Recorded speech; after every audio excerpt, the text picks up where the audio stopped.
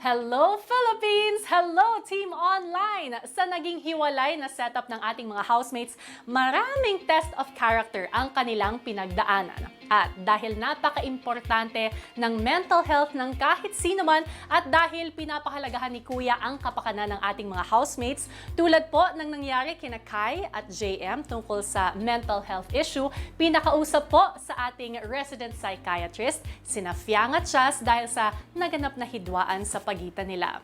Pero paano kaya pagdudugtugin ng panahon at ng oras sa mga damdamin at pagkakaibigan na tila pinaglayo ng pangyayari? At ano kaya ang magiging tulay para sa muling pagsasama ng teens at adults?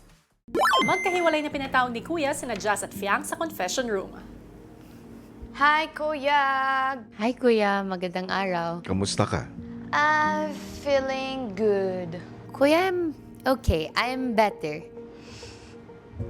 I'm not 100% okay. Siguro sa 50%, 40 na siya. Bawas na siya konti, pero 40% pa lang. Slowly moving forward, Kuya. Pero nagpa-process na siya. Na-process ko yung emotions ko and mga unresolved issues siguro sa sarili ko, Kuya. Every night naman ako nagpe-pray na sana mabawasan na mabawasan. And ayun, Kuya, nababawasan siya naman siya. Mabuti kung ganun. Totoo! Jazz, Yes, Kuya. Fiang, Po, ikaw ang aatasan kong weekly task leader. Okay, Kuya. go na go for you. Ang task letter ay nasa task room First time, bakit nandun? at bubuksan mo ito sa aking udyat. Kakapunta ka na ron. Thank you, Kuya. Okay pa, Kuya.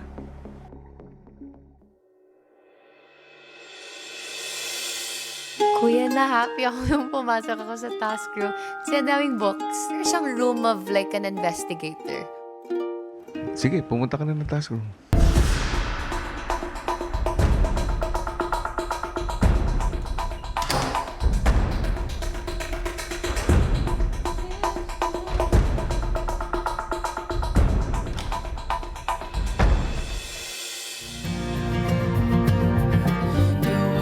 Fall down, it's gonna be okay. The sun could go out, we're gonna be okay.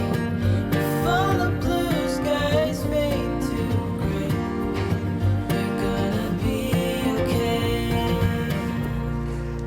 What the heck is this?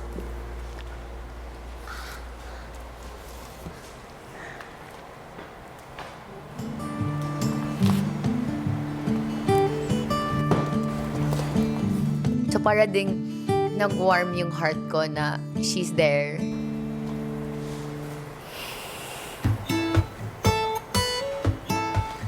Napag-usapan kasi namin before ni Fiang na we're interested in like outer space or like different universe. Sorry, Fiang. UFO.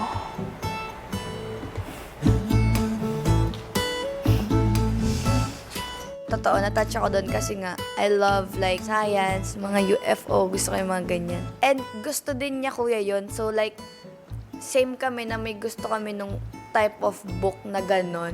UFO, as in yung friendship. Okay?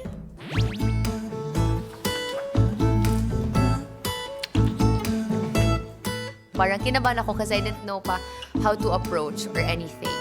So awkward.